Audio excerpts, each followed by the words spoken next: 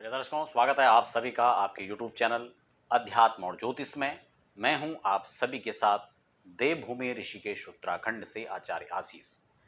दर्शकों, फटाफट हम लोग आज के विषय पर चर्चा कर लेते हैं बिना समय गंवाए। हम लोग बात कर रहे हैं वक्री गुरु को लेकर के। वक्री गुरु को लेकर के एक वीडियो मैंने पहले बनाई थी, जिसमें मैंने 12 राशियों का संपूर्ण फलादेश आप सबके समक्ष रखा।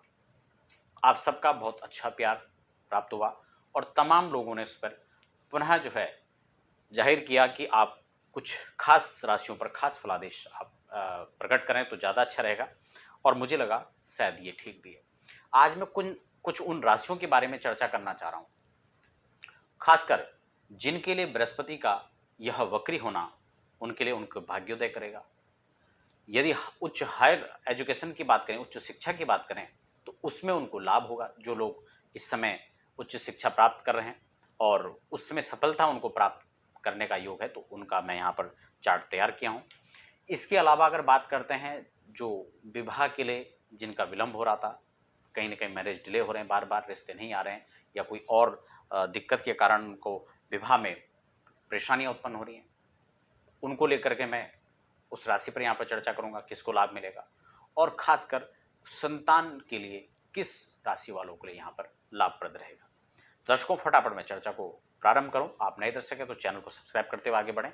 और हाँ, जो किसी भी चीज़ का जो बेस होता है, आधार होता है, उस पर आपको जरूर जो है चिंतन करना चाहिए, उसे जरूर सुनना चाहिए। आप तमाम दर्शक जो समय मुझे देख पा रहे हैं, इस कार्यक्रम को सुन पा रहे हैं, इसका लाभ ले पा रहे हैं, मैं आपको बता दूं, यह गोचर काल बृहस्पति का आप अपनी राशि के अनुसार या अपने लग्न के अनुसार या बोलते हुए नाम राशि के आधार पर इस कार्यक्रम को देख सकते हैं। इसके साथ ही एक खास मेरा एक निवेदन रहेगा, यदि आपको कार्यक्रम का कोई भी हिस्सा आपको अच्छा लगता है और आपको उससे ज्ञान प्राप्त होता है, तो आप निश्चित रूप से कमेंट में अपनी प्रतिक्रिया जरूर लिखें।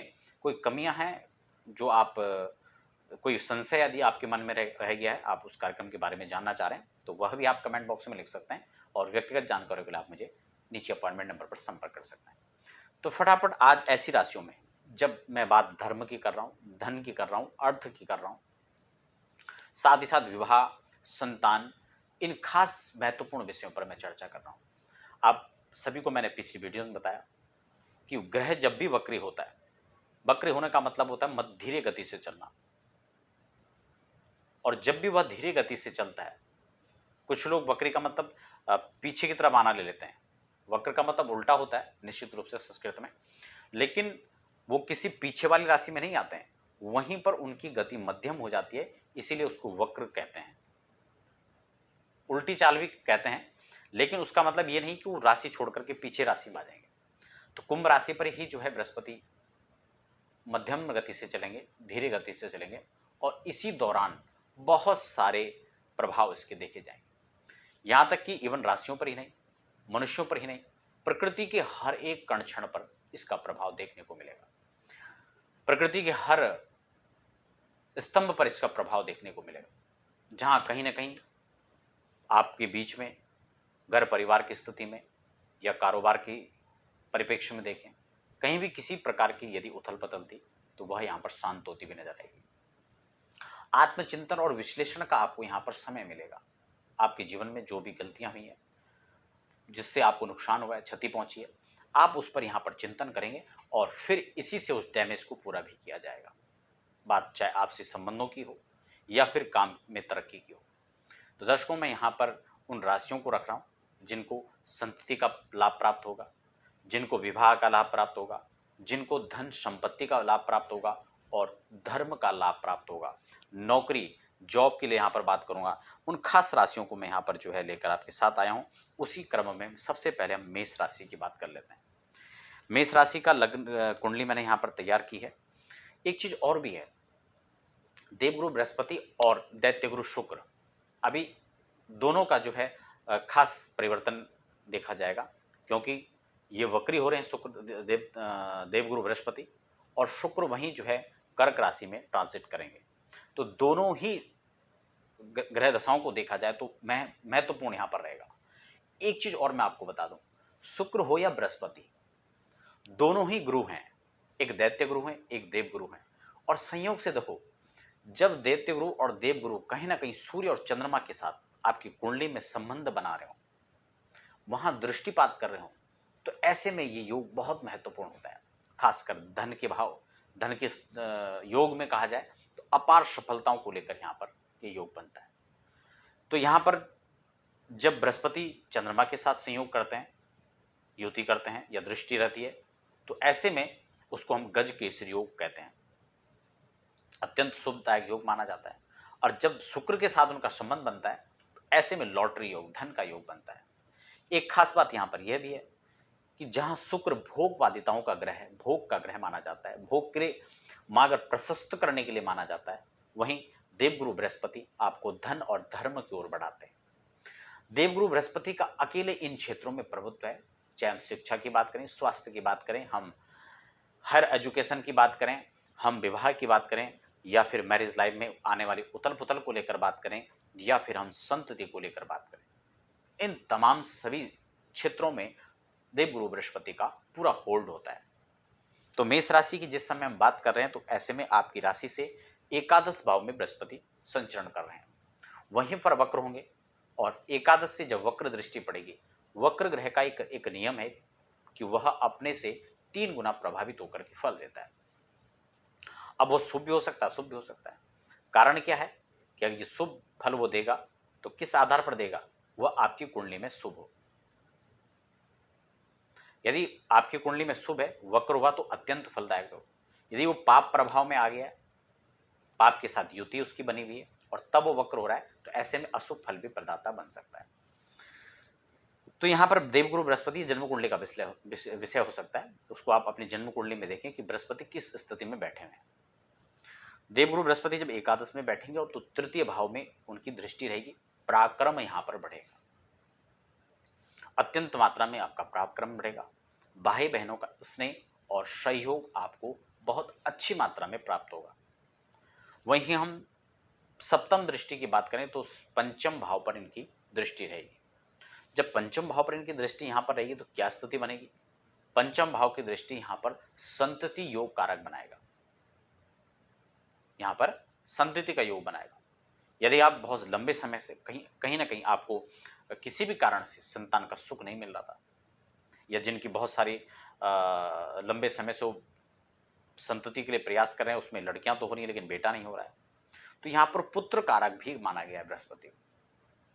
ऐसे में जिनकी संतान नहीं है उनके लिए संतान, और जिनकी बेटियां हैं उनको बेटा नहीं हो रहा है, तो वो यहां पर बेटे का योग बनाएगा, यानी पुत्र का योग बनाएगा।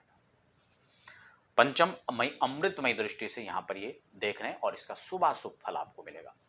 यदि आप स्टूडेंट हैं, विद्यार्थी हैं, आप पढ़ रहे हैं, तो आपको शिक्षा में अच्छा लाभ प्राप्त होगा।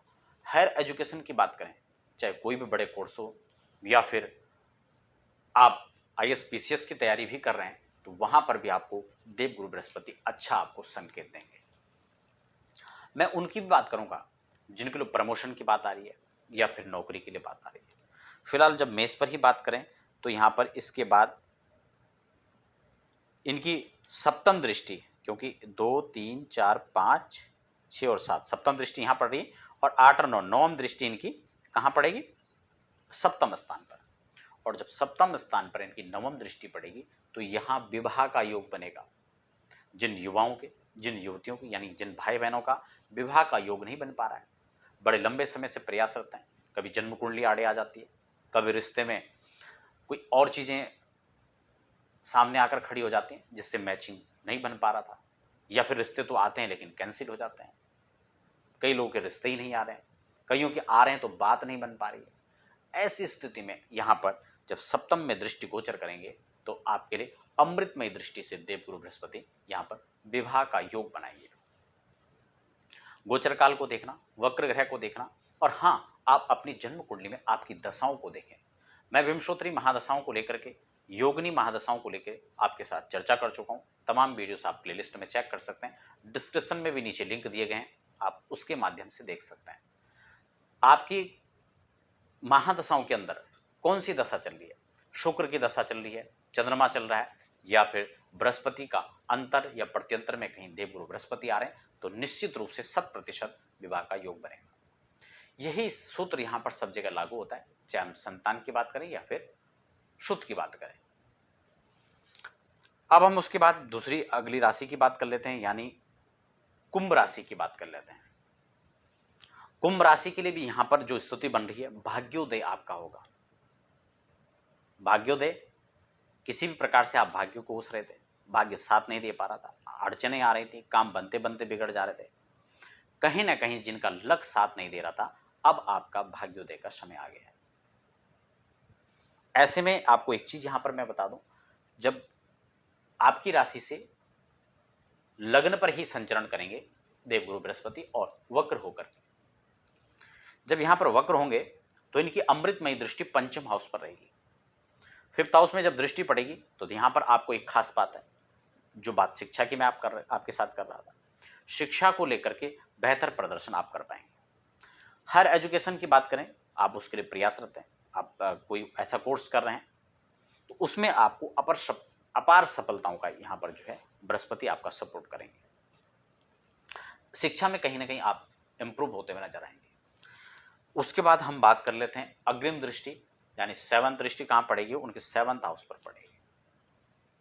पूर्ण दृष्टि से जब यहां पर सेवंथ हाउस में देखेंगे तो एक चीज आप मान के चलें, यदि आप विवाहित हैं और आपस में संबंधों में कहीं दरार है, बहुत सारे लोग हो जाते हैं विछोह की स्थिति में आ जाते हैं, कई लोग तो लगातार इस संबंधों में फोन आते रहते हैं कि हाँ जी हमारी जो है पारिवारिक स्थितियां ठीक नहीं है, डिवोर्स के आसपास ही बात पहुंच चुकी है, क्या करना चाहिए।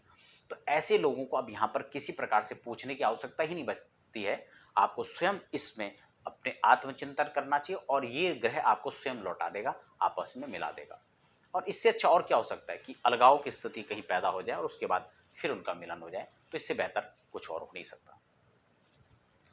ऐसे में सेवंथ हाउस पर उनकी दृष्टि पड़ते उनका अलगाव, विखराव, उसकी स्थिति खत्म हो जाएगी और पुनर्मिलन के योग यहां पर बनेंगे। जिन युवा और युवतियों की शादी के योग बन नहीं रहे, विवाह में अड़चने आ रही हैं या किसी भी प्रकार से चाहे रिश्ते बन नहीं रहे या आ नहीं रहे या फिर योग नहीं बन पा रहा था, ऐसी स्थिति में आप अपनी जन्म कुंडली को निकालें, देवगुरु बृहस्पति की आपकी कुंडली में क्या स्थिति उसको जरूर देखें और विंशोत्तरी महादशाओं को देखें। विंशोत्तरी महादशा की मैं वीडियो बना चुका हूं, उसको आप जाकर देखें आपकी कौन सी दशा आपकी चल रही है।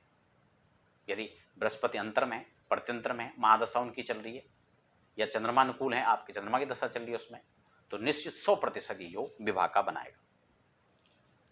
उसके बाद पांचवें और सातवें भाव पर दृष्टि के साथ साथ नवम भाव पर जब इनकी दृष्टि है तो आप ये मान के चलें कि आपके भाग्य में अत्यंत शुभ संकेत यहां पर हैं, अत्यंत आपके जो है भाग्य में वृद्धि होगी, यश बढ़ेगा, कीर्ति बढ़ेगी, धन और धर्म दोनों का लाभ आपको मिलेगा। और धर्म और अर्थ से बढ़कर के क्या है, धर्म अर्थ होगा, धर्म होगा और धर्म से धन कमाया जाएगा या अर्थ होगा, तो वह अर्थ आपको कामनाओं की पूर्ति करेगा और उसके बाद फिर मोक्ष का दरवाजा खुलता है। तो पुरुषार्थ चतुष्टय में यहां पर आप उसके दो द्वार पर खड़े हैं, जब देवगुरु बृहस्पति आपको अमृतमय दृष्टि से 9th हाउस पर ये योग बनाएंगे। अगली राशि का हम यहां पर चर्चा करेंगे। अगली राशि यहां पर कौन सी रहेगी, भाग्य के लिए देखा जाए तो मिथुन राशि की हम लोग चर्चा करें। मिथुन राशि के लिए संयोग ये बन रहा है कि भाग्य भाव में स्वयं यहां पर जो है बृहस्पति देव बैठे हुए हैं। अगर हम बात कर लेते हैं उनकी अमृतमय दृष्टि की, तो उनकी दृष्टि यहां से नवम दृष्टि कहां पड़ेगी, इसकी पांचवी दृष्टि लग्न पर पड़ेगी। सबसे पहले तो यदि स्वास्थ्य में कोई दिक्कत थी तो यहां पर आप सुधार हो सकता है, लगातार किसी बीमारी से ग्रस्त है या पीछे से कोई इन्फेक्शन होकर के आ रहा था, क्योंकि बृहस्पति जहां संक्रमण फैलाते भी हैं, शनि का भी योग होता है, इसमें कई लोग विरोधाभास हो जाएगा, तो ये नहीं कि इसमें हम शनि को ही देखें या केतु को ही हम देखें, संक्रमण में कहीं ना कहीं बृहस्पति का भी जो है रोल देखा जाता है। तो यदि कहीं ना कहीं किसी प्रकार से, वैसे भी कोरोना काल चल रहा है, किसी प्रकार से आप किसी संक्रमण का शिकार हैं, कोई समस्याएं आपके जीवन में जुड़ी हुई हैं, कोई लंबे समय से आप दवाइयां खा रहे थे और आपको बीमारी का इलाज नहीं हो पा रहा था, या फिर आपको बीमारी है और डॉक्टर कोई नहीं मिल पा रहा था। कई बार होता है ना कि हम गलत दिशाओं में जा रहे हैं, इस डॉक्टर की दवाई खाई, यहाँ भी लाभ नहीं हुआ, उसके पास गए वहाँ भी लाभ नहीं हुआ, और तब कोई एक ऐसा योग संयोग बनता है कि हम एक अच्छे डॉक्टर के पास पहुँचते हैं। तो ऐसी स्थिति में आपके साथ ये बन सकता है योग कि कि आपको अच्छा डॉक्टर प्राप्त हो सकता है और आपको वहीं से लाभ प्राप्त होगा।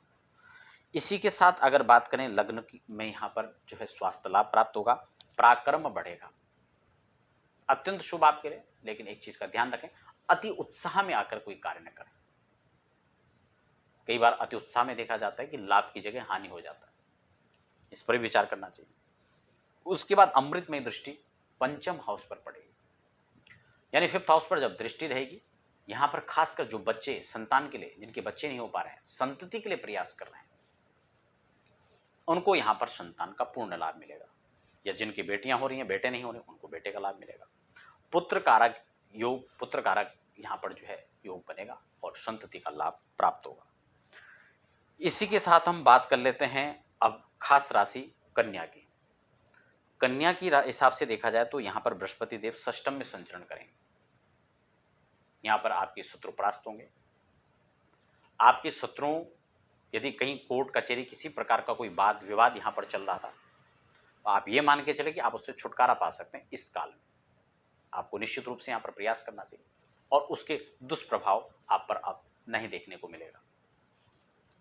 आपने कोई ऋण लिया हुआ है, कोई कर्ज लिया हुआ है, चाहे पर्सनल लोन हो, होम लोन हो, या वाहन के लिए आपने लोन लिया हुआ है, या फिर अपने दायरे में लोन लिया है, या फिर बैंक से होम लोन किया हुआ है, या बैंक से कोई कर्जा उठा रखा है, तो आप उसको शेड्यूल बांध दें और इस समय आप उसके लिए जो एक नीति तैयार करेंगे, जो पॉलिसी होगी, वह आपको इससे बहुत जल्द मुक्त कर सकती है।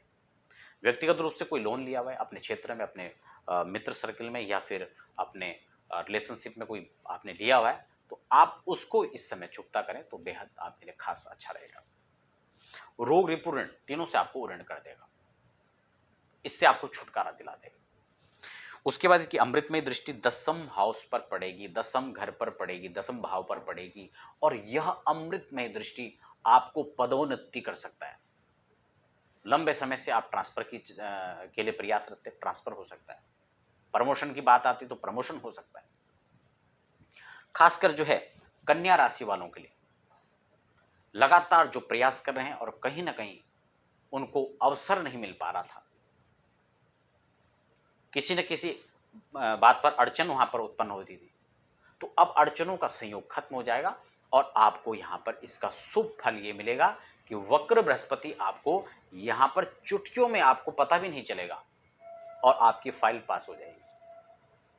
तो ये बेहद आपके लिए अच्छा संकेत है। राजनीति में दिलचस्पी है, राजनीति में आपका प्रवेश है, राजनीति में आप लगे हुए हैं, नई सफलताएं मिल पा रही थी, नहीं कोई पद और कद मिल पा रहा था, यहां पर दोनों इंक्रीज होंगे। आपका पद भी इंप्रूव होगा, आप खुद भी इसको देखेंगे, आपका मान सम्मान बढ़ेगा, प्रतिष्ठा बढ़ेगी, जनप्रियता आपकी बढ़ेगी, लोकप्रियता आपकी बढ़ेगी। तो ये आपके लिए बेहद खास हो सकता है। और एक साथ एक और खास चीज मैं यहां पर बता दूं, उसके बाद जो अगली दृष्टि पड़ेगी, सातवीं दृष्टि जो पड़ेगी, पूर्ण अमृतमय दृष्टि, वो एकादश पर पड़ेगी, सॉरी द्वादश पर पड़ेगी। यहां पर खर्च होंगे, लेकिन आपको एक सावधानी यहां पर रखनी है, कोई भी खर्च वेस्ट ना हो, उसको इन्वेस्ट में बदलें। कोई भी पैसा जा रहा है उसको आप बेकार ना करें, आप उसको वेस्ट ना करें, इन्वेस्ट में कहीं लगाएं, और जब आप उसको इन्वेस्ट करेंगे तो आप उसको कई गुना आपको अच्छा मिलेगा। और वैसे भी इस समय इन्वेस्ट ही होगा, वेस्ट नहीं होगा, लेकिन आप थोड़ा बुद्धि और विवेक अपना भी रखें, क्योंकि हर काम भाग्य पर नहीं छोड़ना चाहिए और भाग्य पर छोड़ा भी नहीं जाना चाहिए। भाग्य के साथ साथ में कर्मों का भी लेखा जोखा हमें अपने हाथ पर रखना चाहिए और पूरी तन्मयता के साथ में हमें आगे बढ़ना चाहिए। और एक चीज और भी है, इन गृहस्थितियों को देखने के साथ साथ अपने जन्म कुंडली में ग्रहों को अवलोकन करना और साथ में महादशाओं को देखना बिल्कुल आपको नहीं भूलना चाहिए। मैं लगातार कई सारी वीडियोस कैसे कुंडलियों को देखते हैं इस पर बना चुका हूं, और हाँ, विंशोत्तरी महादशा और योगिनी दशा पर मैं लेटेस्ट आपके साथ चर्चा कर चुका हूं। आप उन वीडियोस को देखें और समझें कि यदि दशाओं का क्या प्रभाव है, कौन सी दशा आपकी चल रही है, अनुकूल दशा या प्रतिकूल दशा है, बृहस्पति के साथ उनका क्या संबंध रहने वाला है, और आपके भाग्य रूप में क्या वो सहयोगी होंगे या फिर विरोधी होंगे, इस पर भी आपको ध्यान देना चाहिए। तो खासकर जब कन्या राशि की हम बात कर लेते हैं, उनको प्रमोशन की बात कर रहे हैं, हम यहाँ पर ट्रांसफर की उनकी बात कर रहे हैं, जो लोग कहीं संविदा में लगे हुए हैं, कच्चे पर लगे हैं, उनको वहां पर पक्का होने का अवसर मिलेगा। जो लोग छोटे पद पर लगे हैं उनको वहां पर बड़ा पद मिलेगा। राजनीति में जो दूसरों के साथ आज तक घूम रहे थे उनको कोई पद मिल सकता है। आपको पदभार ग्रहण के लिए अपनी हैसियत को बढ़ाना होगा, अपनी क्षमताओं को बढ़ाना होगा, यह आपके लिए शुभ रहेगा। उसके बाद इसकी नवम दृष्टि कहां पड़ रही है? दूसरे घर पर पड़ रही है। और द्वितीय भाव में जब बृहस्पति देखेंगे तो धन भाव कहलाया जाता है, कुटुंब का भाव कहलाया जाता है, धन संपत्ति का यहां से विचार किया जाता है, पैतृक संपत्ति का खासकर यहां पर विचार किया जाता है। यदि कहीं ना कहीं आपको पैतृक संपत्तियों में विवाद था, आपके हिस्से में नहीं आ पा रहा था, या फिर किसी भी कारण से सूझबूझ और समझदारी के बिना आप इसके प्रवेश के बिना आप कहीं पीछे रह गए थे, आप उसका लाभ नहीं ले पा रहे थे, इस दशा कालखंड में आपको प्रयास करना चाहिए और आप 100% इसमें सफल भी होंगे। देखिए, हर काम समय का है।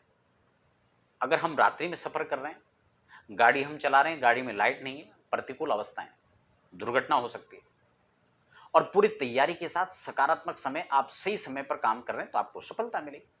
लोहा जिस समय गर्म होता है, लोहार उसी समय इतने हार्ड लोहे को भी, इतने कठोर और सख्त लोहे को भी अपने अनुरूप आकार दे सकता है। तो क्या हम लोग सही समय का फायदा नहीं उठा सकते? ज्योतिष का काम भी यही है। ज्योतिष हमेशा से नेत्र ज्योतिष को माना गया है और नेत्रों का कार्य सिर्फ देखना होता है। हम यही देख सकते हैं, हमारा रास्ता साफ है तो हमें बड़ी तेजी के साथ हम दौड़ सकते हैं, बड़ी सुगमता रहेगी, कोई अवरोधता नहीं होगी, और वहीं प्रतिकूल मार्ग रहेगा तो हमें सावधानी से आगे बढ़ना चाहिए। तो ये तमाम चर्चाएं यहां पर कन्या राशि के लिए मैं आपके साथ में कर रहा था। तो कुल मिलाकर के मैंने मेष राशि की बात आपके साथ की, कुंभ राशि की बात की, कन्या की बात की, धनु की बात की, और उसके बाद मिथुन राशि की मैंने बात की। धनु राशि के लिए क्या स्थिति बनेगी? क्योंकि धनु राशि का संबंध विवाह से भी यहां पर देखा जाए तो बृहस्पति जब तृतीय घर में बैठेंगे, तृतीय भवन में, तो यहां पर उनकी दृष्टि 7th हाउस पर रहेगी, और सप्तम दृष्टि जब उनकी यहां पर पड़ेगी तो धनु राशि वालों के लिए यहां पर बेहद शुभ संयोग बनेगा। यहां पर विवाह के लिए योग और संयोग बनेगा। आप अपनी जन्म कुंडली में दशाओं का अवलोकन करना बिल्कुल ना भूलें, दशाओं को देखें और अपनी कुंडली के अंदर बृहस्पति को देखें, वो वहां पर अनुकूल है या प्रतिकूल है, क्योंकि बृहस्पति वक्री गुरु आपको अत्यंत शुभ फल प्रदान करेंगे, लेकिन आप अपनी कुंडली के अंदर भी उसको देखें, वहां अनुकूल है या प्रतिकूल है। और खासकर जब हम 7th हाउस की बात कर रहे हैं तो आपको नवांश डिनाइन चार्ट भी देखना चाहिए। और उसके बाद यहां पर जो है भाग्य स्थान पर दृष्टि रहेगी, भाग्य इंप्रूव होगा। जो भी रुकावटें थी, अड़चने थी, व्यवधान था, वो अब खत्म हो जाएगा और आप लगातार इस दौड़ में आगे बढ़ेंगे। वहीं जब एकादश में दृष्टि रहेगी तो आपको एक चीज का ध्यान देना चाहिए, धन के मामले में, धर्म के मामले में आप आगे निश्चित होंगे, लेकिन आपको रास्ता कोई भी टेढ़ा मेढ़ा नहीं चयन करना है। आप सही रास्तों का चयन करना आपको चाहिए और आपको अत्यंत शुभ परिणाम यहां पर मिलेंगे। तो दर्शकों, मेष राशि, कुंभ राशि, कन्या, धनु और मिथुन, 5 राशियों की मैंने आपके साथ चर्चा की। संपूर्ण वीडियोस और संपूर्ण द्वादश राशियों यानी 12 राशियों की चर्चा मैं पिछली वीडियो में कर चुका हूं, आप उसको जाकर देख सकते हैं और संपूर्ण राशियों का हाल आप जान सकते हैं। दर्शकों, ये चर्चा में आप हमारे साथ सम्मिलित हुए, कैसे आपको चर्चा लगी आप नीचे मुझे कमेंट बॉक्स में जरूर बताएं, और हाँ, कोई प्रश्न, कोई संदेह आप कमेंट बॉक्स में लिख सकते हैं, और व्यक्तिगत जानकारियों के लिए आप नीचे लगातार अपॉइंटमेंट नंबर जो फ्लैश हो रहे हैं आप उस पर मुझे संपर्क कर सकते हैं। तो बने रहे हमारे साथ अध्यात्म और ज्योतिष पर, और मिलते हैं अगली वीडियो में। तब तक के लिए हमें दीजिए इजाजत। धन्यवाद।